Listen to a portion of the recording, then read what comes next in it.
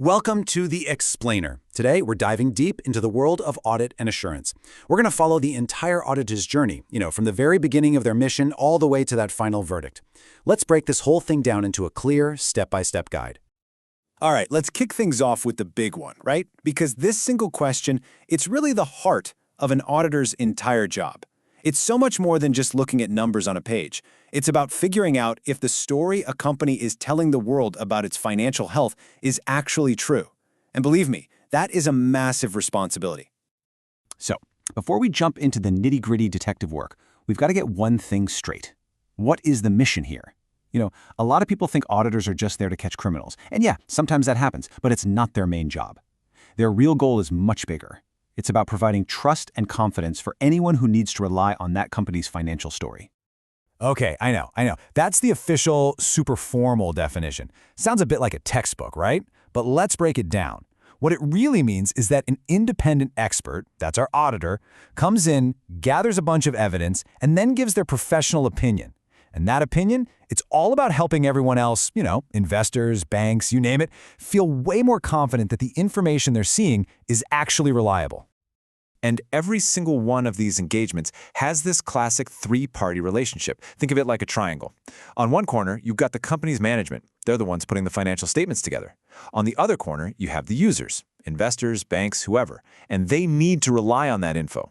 And right in the middle, that's you, the auditor, acting as this essential, independent bridge of trust between the two.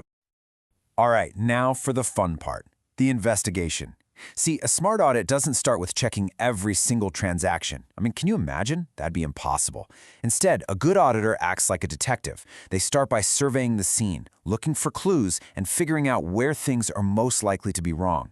And in our world, we call those clues audit risks. So put yourself in the auditor's shoes. Imagine this is your client. Right away, your spidey senses should be going crazy. Why? Well, falling revenue. That puts pressure on people to maybe inflate sales, switching to a cheaper supplier. That could mean their inventory isn't worth as much as they say it is. And more customer returns, that could be a sign they're booking sales they shouldn't be. See? These aren't just business problems, they're direct clues that the financials might be off. And this is where it all comes together, connecting the dots. It's one thing to spot a risk, but it's another to know what to do about it. You've got to have a game plan. So take a new client. The risk is that your team doesn't know the company well enough, so you might miss something. We call that detection risk. So what's the response? Simple. Spend more time getting to know the business. Or what if management gets a bonus based on profit? Well, that's a huge incentive to cheat. So your response is to be extra skeptical and really dig deep into testing revenue. See how it works? Every risk gets a custom-made response. Okay, so you've mapped out all the potential dangers. Now what? Well, now it's time to actually go out and gather evidence. And a really common starting point is to look at the company's own systems, their internal processes, what we call internal controls. The big question is, are the safeguards they've built for themselves actually doing their job? Now, this is a really important difference to get. There are basically two main ways to gather evidence. First, you have a test of control. That's where you check the process. So for example, you're not checking the amount of the payment, you're checking if a manager actually signed off on it like they're supposed to. Then you have a substantive procedure. This is where you test the actual number. You're not looking for a signature, you're recalculating the total to see if it's accurate. To get the full picture, auditors have to do both. It's like checking the recipe and tasting the final dish. And when you start seeing stuff like this, well, these are massive red flags. Think about it. If no one's checking supplier statements, it's pretty easy to hide what you owe. And if a payroll clerk can just invent fake employees and pay them, the whole system is completely broken. When an auditor finds these kinds of problems, it tells them one thing, loud and clear. I can't rely on this company's process. And that means they have to roll up their sleeves and do a lot more direct, hands-on testing of the actual numbers. But here's the thing. Auditing isn't just about technical skills and checklists. It's way more than that. It's a professional discipline, and its entire foundation is built on ethics. Think about it. An auditor's opinion is totally worthless if they aren't objective and independent. So they have to be constantly on the lookout for anything that could compromise that. These are the ethical threats. And this one, the self-interest threat, is probably the most common one you'll see. It's pretty straightforward, really. It's any situation where the auditor's own personal interests, maybe a big financial gain, or even just a close personal relationship, could get in the way and influence their judgment. Basically, it's when doing the right thing might hurt you personally. So let's look at a real-world scenario.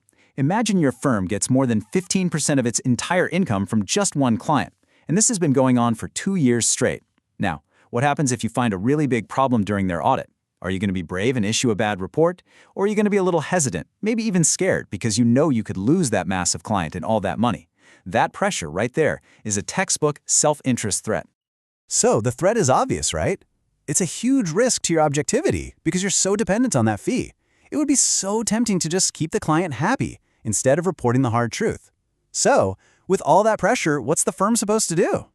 And here's the answer. You put a safeguard in place. A safeguard is just a fancy word for an action you take to lower that threat down to an acceptable level. So in this case, you do 2 things. First, you're transparent. You tell the people in charge at the company, hey, just so you know, we get a lot of our fees from you. That puts it out in the open.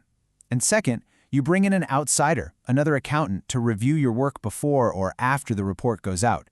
It's like getting a second opinion to make sure your judgment wasn't clouded. It protects everyone. All right, we've come to the end of the journey, the verdict. After all that detective work, all the evidence gathering, and navigating all those tricky ethical dilemmas, it's finally time for the auditor to communicate their findings to the world. And they do that in one single crucial document, the audit report. First up, we have the unqualified opinion. This is the one everybody wants. It's the A+, the clean bill of health. It basically means the auditor went through everything and didn't find any major errors, what we call material misstatements. They're giving it the green light and telling the world, yep, in our professional opinion, this looks true and fair. Next, you have the qualified opinion. The key phrase here is except for. The auditor is essentially saying, look, everything here seems fine except for this one particular thing. The problem is big enough to mention, it's material, but it's not so bad that it ruins the whole report. It's not pervasive. It's like finding one rotten apple in an otherwise perfectly good barrel. It's a heads up on a specific issue. Then we have the adverse opinion. Okay, this is the worst case scenario. This is the auditor basically shouting from the rooftops, do not trust these numbers. The problems they've found are not just material, they're also pervasive. Using our apple analogy, this isn't one bad apple, the entire barrel is rotten. The whole thing is unreliable. For investors, this is a giant flashing red light. And finally, there's a different kind of report called a disclaimer of opinion. Now, this is really important. It's not the same as an adverse opinion. The auditor isn't saying the financials are bad. They're saying, we couldn't figure out if they're good or bad. They just couldn't get enough evidence. Maybe there was a fire and all the records burned up. They're essentially throwing up their hands and telling users, sorry, we were blocked from doing our job, so we literally cannot give you an opinion. So when you think about it, everything we've talked about, all the risk hunting, the evidence gathering, the wrestling with ethical problems, it all flows into this one single document. It's the final product, the culmination of everything. It's what takes a mountain of complex work and boils it down to a clear verdict that people can actually trust. And that really brings us to the most important thing to remember about all of this. An audit provides what's called reasonable assurance. It doesn't provide absolute certainty. It massively lowers the risk that something is wrong, but it can never, ever eliminate it 100%. So that leaves us with this final thought. An audit is an incredibly powerful tool for trust, but it is not a foolproof guarantee. And knowing where that line is, where the auditor's job ends and the investor's own judgment begins, that's the key to everything.